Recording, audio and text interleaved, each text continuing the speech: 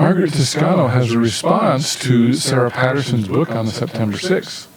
I am Dr. Margaret Toscano. Gospel Tangents is supported by users the best source for Mormon history, science, and theology. I'm Rick Bennett. I'm excited to have Dr. Margaret Toscano back on the show. You know, back in September marked the 30th anniversary of the September 6th, and Dr. Sara Patterson wrote a book talking about that. It's called The September 6th and the Struggle for the Soul of Mormonism. In our next conversation, Margaret's going to talk about her reaction to the book and what she thought Sara got right and wrong. So you definitely won't want to miss this conversation. Check it out. Thank you, Rick, and thank you for having me on once again. I always enjoy being interviewed by you. We're doing a little segment which we're going to use as a framing for the interview which you will see that follows.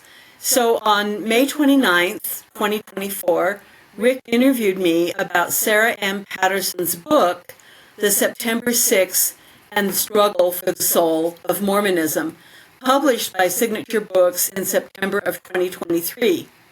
In my interview, I critiqued Sara's book on the grounds that it does not explain what happened in 1993 and deliberately obscures connections among people and events. The organization of her book is confusing and does not give a clear chronology of the events leading up to the 1993 purge, nor does it document or explain the widespread public response to the purge afterwards. In her interview with Rick, Sara said that she was trying to, quote, disrupt and upset the usual narratives about the September 6th.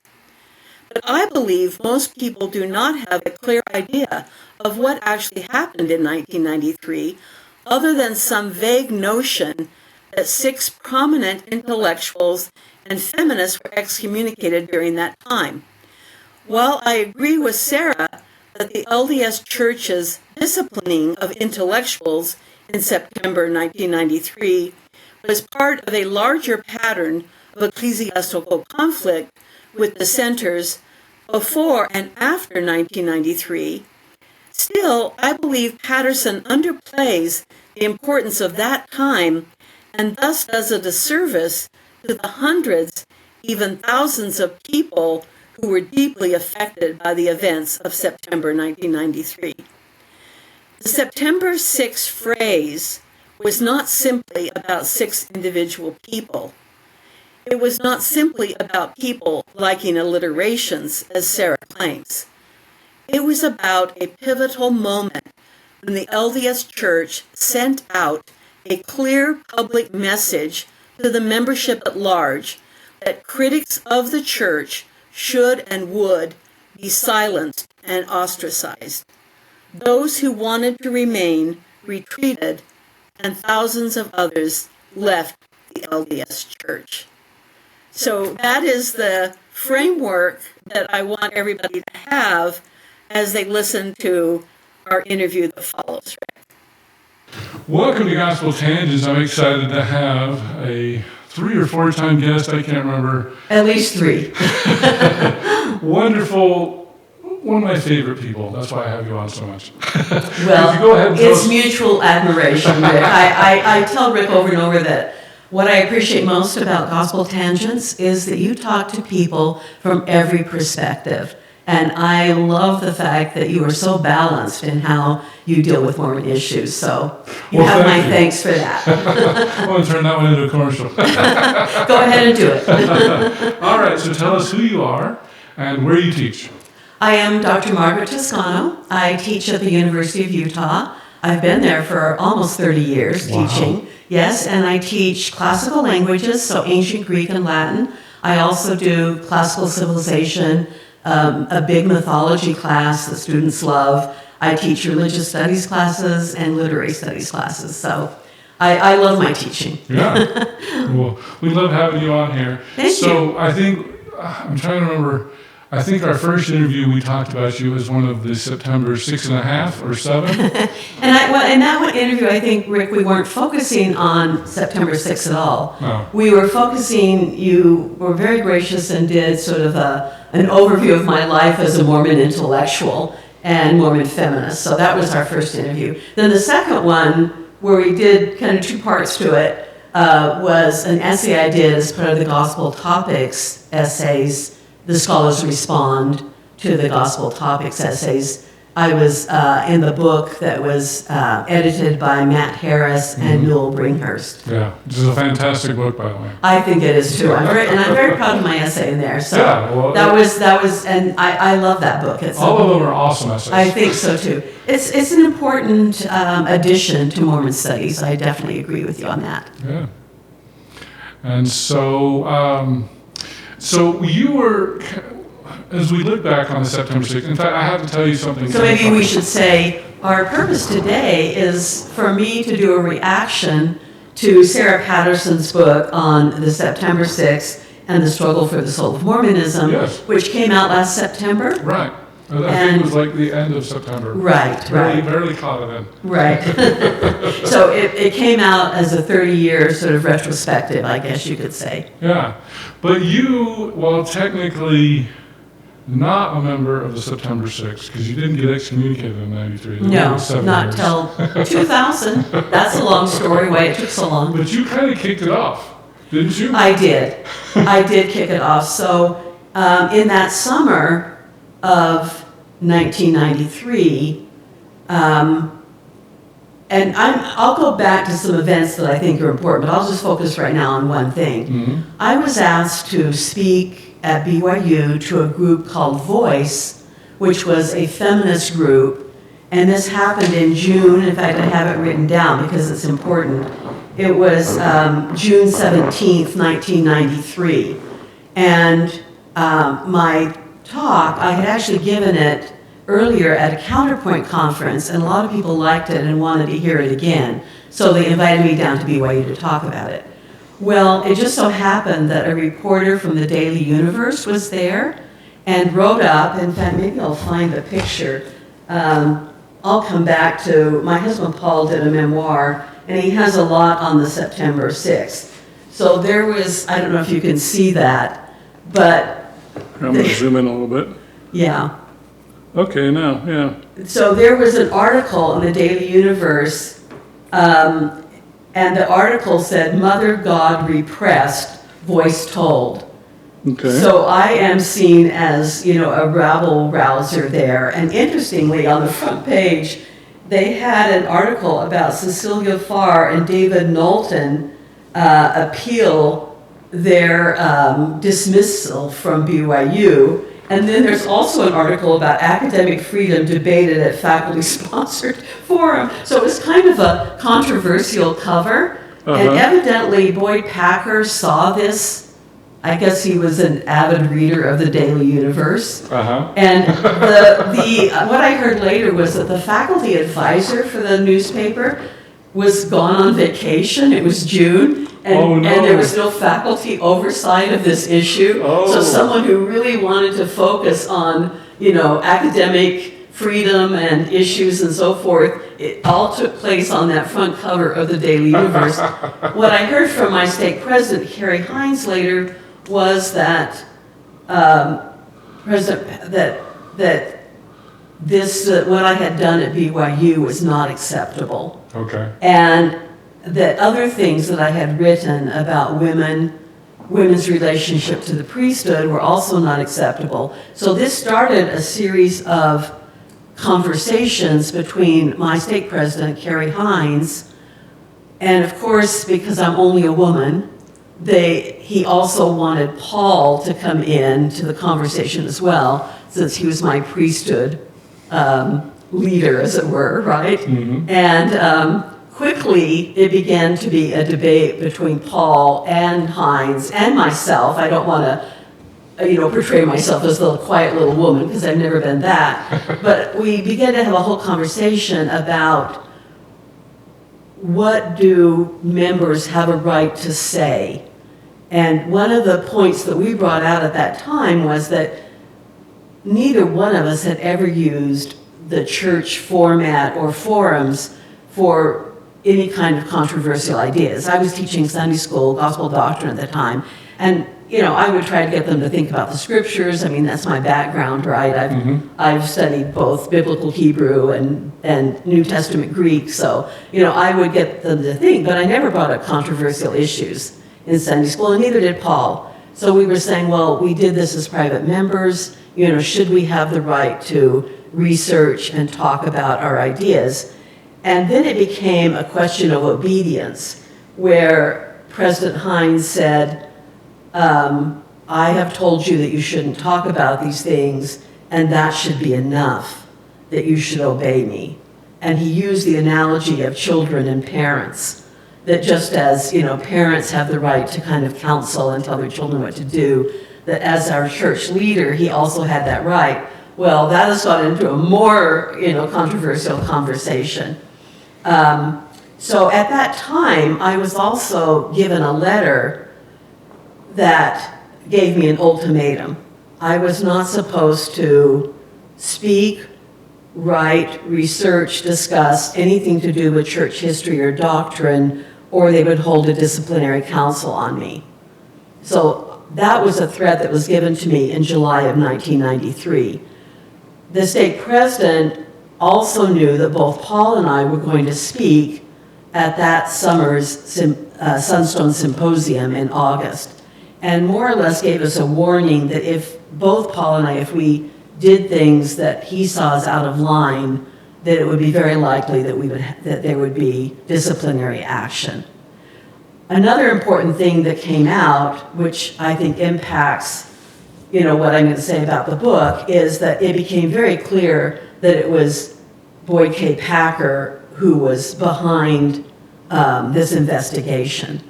And so we had very clear evidence that Elder Packer was behind this. So I really did start it out in that way. Yeah. But then my excommunication got delayed in part because of the explosive nature of what happened in 1993. President Hines determined that Paul was more of an apostate than I was. And so he used two speeches that Paul had given at Sunstone. One had to do with a plea to the leadership of the church, choose love, not power.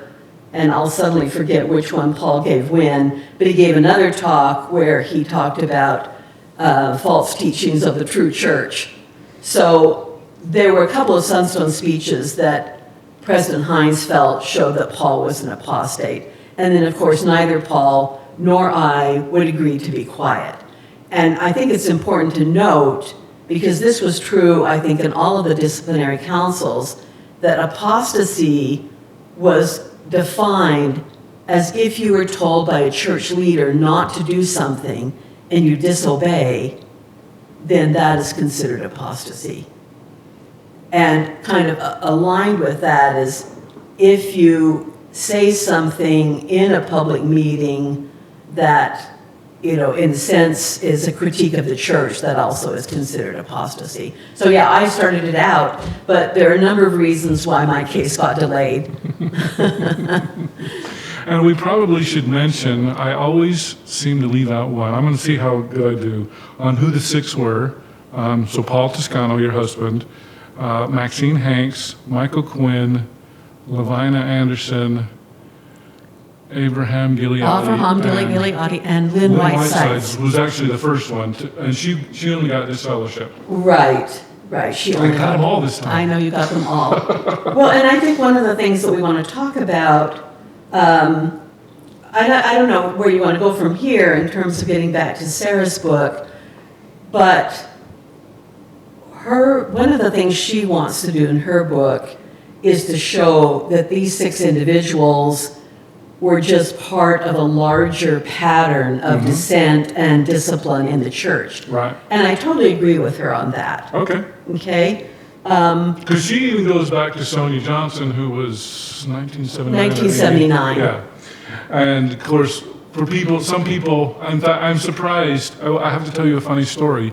Last week, I posted part 4 of Sara Patterson's Right. I've book, seen all of or them, the yeah. Interviews. And somebody came up to me and he said, so what happened on September 6th? And I was like, I don't know. And he goes, well, you posted an episode. And I was like, oh, the September 6th. Because he was so young, he'd never heard of it. And I actually last night asked a couple of neighbors, have you ever heard of the September 6th? No. Well, and so maybe So you this, faded from memory. yeah, so maybe this gets us right into my critique of her book. On the Okay. one hand, I want to say that I think there are a lot of great things in her book. You know, I'm glad she wrote it.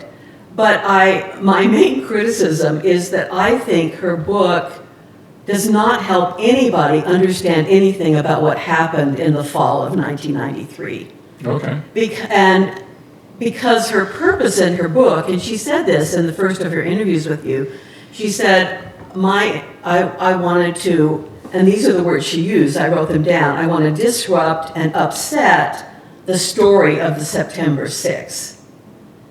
And the problem with that is that there is no other narrative or official story about the September 6th. So if you heard that phrase, first of all, you might think that it was September 6, 1993, rather than 6 people. Right. And there's no narrative about it. The only 2 places you can find any description of what happened is on Wikipedia. And I just went and read that last night, and it's not helpful. Oh. I mean, and I kind of laugh because Sarah's a professor. I mean, really? You're the only official description of what happened in September of 1993 is the Wikipedia article, which is incomplete and has some mistakes in it. And yet you're saying, well, I'll read what she says. The only other place I know where somebody actually goes through and describes what happened is in my husband's memoir, and which is called The Road to Exile. And he actually has a really good description of all the events, as well as I already showed you one picture. He has a lot of documents of what happened. So What about Philip Lindholm's book, Sanctity of Descent? Okay, so this is called Latter-day Descent. Yeah. So this is the only, you're right, this one also gives an account. So you're right, it's in there, but I have to say, and right now, Sarah did not interview me. Everything she quotes from me is taken from this book. Oh, really? And so her quotes from me and I did the interview with Philip in 2003, 20 years ago. Okay. So what she says in the book about me reflects how I felt 20 years ago. I'm in a very different place now. Oh, okay. And this book was not published, I think, until 2010 or something. Yeah, 2010. Yeah. But the interviews were done in 2003. Oh, I didn't realize. And so it took a long long time for them. He tried a few publishers. I'm glad he did it. I think it's a good book. I thought it was a great book. I read it. Yeah, and in fact, I think it's more clear than Sarah's book in terms of what happened in 1993. Okay. And as I said, that's her only source for me, really. Okay. And well, she does use a little bit from Paul's memoir. So I'm going to say right now what I think are sort of my 2 big critiques of her book. Again, I think there are a lot of great things in it. I'm glad she did it. But my first critique is that her book does not explain what happened in 1993. There's no chronology. It's the way it's organized, and I think she did it on purpose, is that everything is so mixed up that you cannot, it's not like you can say this date, this date, this date, and it's organized in a way that really works against any kind of narrative pattern, which I think she was trying to do, and she succeeded very well. But if you didn't know already what happened, you'd be very confused, I think. Okay. And I think that this also does a disservice to people that were involved in those events, and I want to kind of show why I think that happens. On the one hand, I agree with her that if you're talking about dissent in Mormonism, these 6 people, they may not even be the most important ones. We could debate that, right? But certainly they're not the only ones.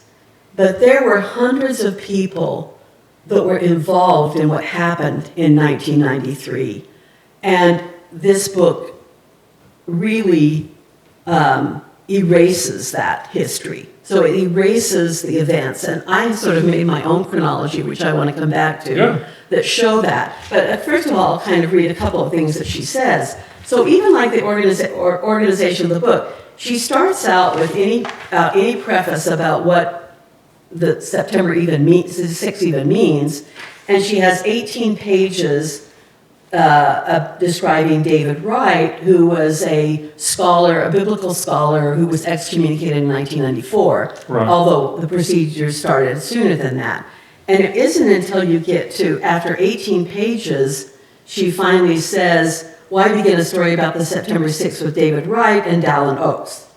Wright's journey and his struggles with the institution began to challenge and revise how narratives of the September 6th have been told. They haven't been told. So there's my first problem. While his disciplinary proceedings were still in process during September 1993, his story shows that what happened in September 1993 was not an anomaly. And I agree with her on that. It was not. You have dissenters, scholars. We could go, who should we start with? She has Sonia Johnson. Yeah, Sonia. You could have started with Sterling McMurrin. Okay. You could have started with Juanita Brooks. Oh, even better. Yeah, why are we starting with, and then why does she end the way she does? She doesn't go on to talk about the ordained, she has a few references to the ordained women movement, but why not talk about Kate Kelly? She doesn't do that. So or she John doesn't, DeLynn. Well, that's the new September 6th. Right, she doesn't do John DeLynn, she doesn't do Kate Kelly. If she really wants to show that it's not an anomaly, that before 1993 and after, you have a whole history, I don't think she gives us a good picture of that at all. It's just not clear from her book that that's true. In fact, if she really wanted to do a book about Mormon dissenters, that would have been a great book. But it's like she didn't do that either. Okay? And in fact, it's interesting, Paul includes David Wright in his description of 1993 and 94. Okay. Because David Wright is an important figure. I'm really glad she included him. Mm-hmm. But I think it distorts the picture. So she says, instead it was part of a much larger pattern stretching long before and long after that month, true. And then she says, while alliterations are alluring, they do not provide us with the explanatory power to truly understand what was at work in the church during this time. Well, it's sort of like she says, this was all random. Whatever happened in September of 1993 was random, but somehow somebody used the September 6th and therefore it became like a thing. But what I really want to emphasize is that the September 6th as individuals are not more important than David Wright or Cecilia Concher-Farr or Kate Kelly or John DeLynn.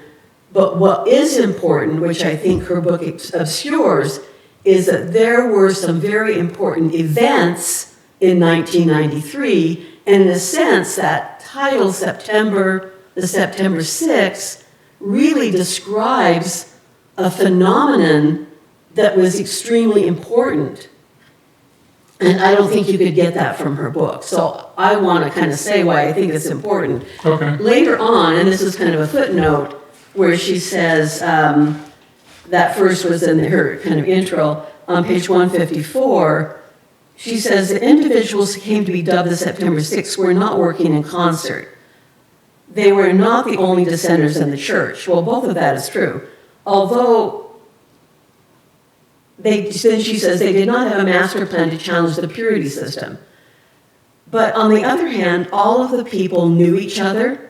They were part of a larger group of intellectuals that were connected to Sunstone, Mormon Women's Forum, Voice, other places. So it's not like there was this organization that said, okay, we're going to challenge the church and we're going to do all these things. But all of them knew each other. I knew all of these people. Even Abraham? Because Abraham's always been kind He's the one that everybody says the difference. First of all, I knew him. Okay. I met Avraham in probably 1976. My first husband and I lived in a basement apartment, and Avraham and Kathy Gileadi lived above us. Oh, really? So I knew him, and I also slightly disagree with her. Avraham did not want to be considered part of the September 6th because he is different. And also, he wanted back in the church. It was very important for him to be back in the church, so he needed to disassociate himself from that. Also, he was different in some ways, but he did have, there were two ties that link him that I think are important. He is an intellectual scholar that was challenging church narratives about the book of Isaiah and other scriptural ideas. And because he had a following, he was seen as a danger. So he does link up with the others in the sense that he is an intellectual and a scholar. Could it be said that Avraham was more of a conservative scholar and the other five were more liberal scholars? I think in a sense that's true, but I think that's an oversimplification again. Okay. I mean, when I lived next door to him, I liked him. We had lots of conversations. I disagreed with him about a lot of things, but you know, I respected him as a scholar, and we had good conversations. So it seems like, and correct but me he if I'm has wrong. been used by kind of conservative, and this was one of the problems. There were a lot of kind of almost like last days groups, Right. you know, that were survivalist who used his work, but I don't think he wanted them to use his work. Well, and he's been popular in fundamentalist circles too, I think. Right, and well, that can happen to anybody. I mean, it's interesting, the figure that doesn't come in here that you could have said linked a lot of us way back at BYU, Hiram Andrus, who was a religion professor at BYU.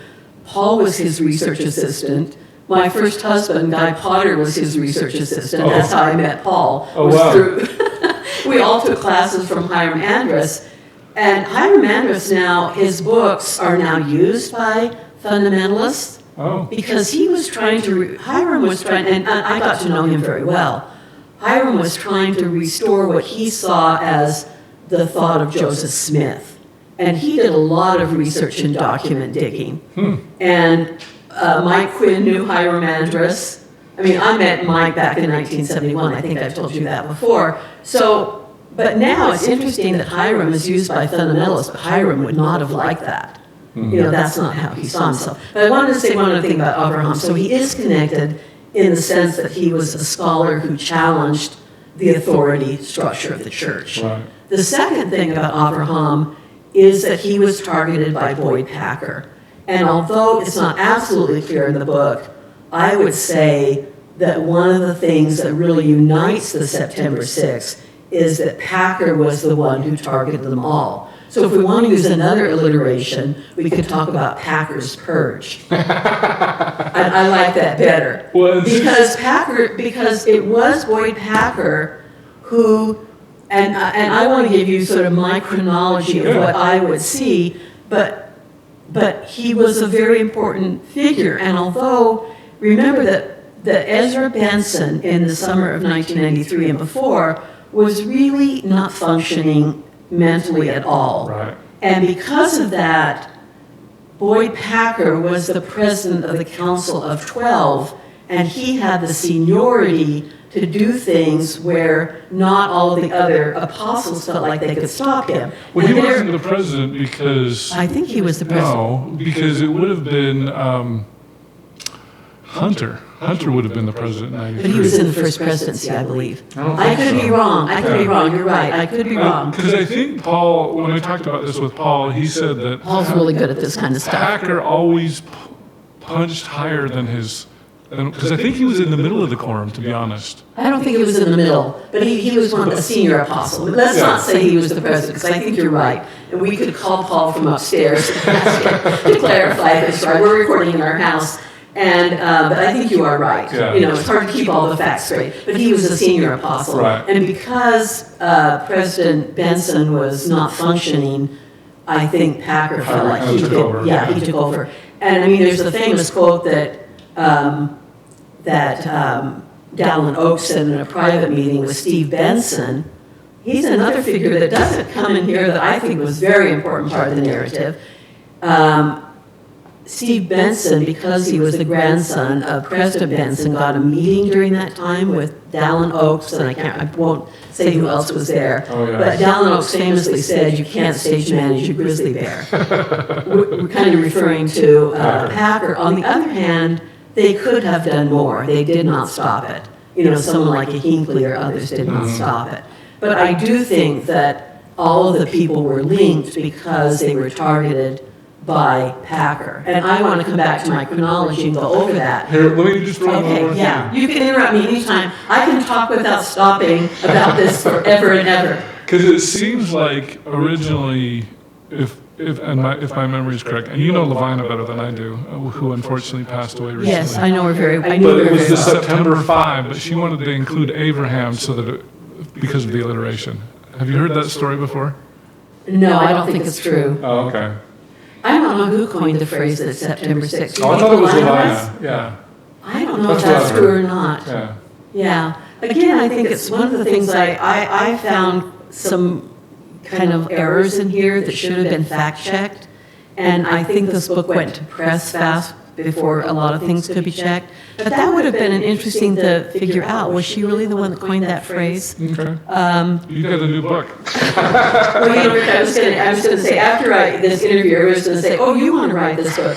No, I don't, because in fact, you know what book I'm working on right now? What's that? I'm doing a book about the Mormon Heavenly Mother. Oh, nice. And I'm trying to get an academic publisher for it. I think it's going to be a good book. Yeah. And I also, before I die, I'd like to do my memoir. And I have 2 classics books, so I have at least 5 books to write. But I hope somebody else does another history of 1993. The thing I wanted to say, though, about the September 6th is, I think I've said it one way, but maybe I want to say it another. It's not the individuals, but what happened in that time period over 1993, really you could, how far are we going to extend it?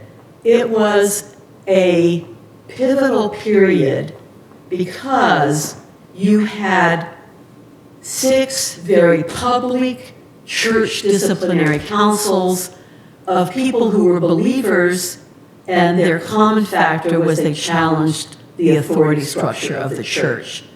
And that the church, I think, wanted to send a very strong public message about silencing people who were going to be critics of the church. Mm-hmm. So that's why it's important. It's not because the individuals were special, although we're all special, right? But it's because I think people like Boyd Packer saw a movement happening among intellectuals. And although we were not organized, what's the joke that organizing intellectuals is like trying to herd cats? In fact, the Mormon Alliance, and I'll come back to them, we wrote a letter to the First Presidency. We argued over every comma in that letter. Oh, really? Oh my gosh. It took us weeks to write this letter, and I'll come back to that. But I think that the events of that period are very important because they represent the idea that the church was willing to make a very public statement to silence people over the question of who has the authority to talk about history and doctrine and so forth. And I think that's why it's significant. And her book does not make that clear. She acts like it was all random. And yeah, I mean, you could go back to 1979 with Sonia Johnson or forward to Kay Kelly, and I wish somebody would write that history too, kind of like a history of dissenters and kind of categorizing them. There's a dissertation idea, everybody. I know, I have like 3 dissertation ideas. Another history of September 1993, a history of dissenters, and actually, I think a history of Mormon feminism. There's a feminist history here that gets buried that I want to come back to. I'll just say one thing. By reading her book, you would never know that Lynn Whitesides is one of my best friends. I met her in 1984. I'll come back to this. And I still have lunch with her. We've all gone in very different directions, but she's a dear friend. You would never know that we knew each other from this book. And that's important, and I'll try to show why. The other thing you wouldn't know is that I was one of the original organizers of the Mormon Women's Forum, and she doesn't really explain what that group is, which I want to talk about. And So there are a lot of things that are very confused in here. It's as though she doesn't want to make connections because there were connections. So two things here, Rick, and then you can interrupt me anytime. So the first thing, my two big critiques is that I understand why she wants to disrupt what she sees as a narrative because she wants to show that these 6 individuals were part of a larger history. That's great. But it then buries what actually happened in 1993, which I think there's a lot of important things. The second thing is that I disagree with her purity system model as a framework for understanding Mormonism. The only place I think it works is with sexuality.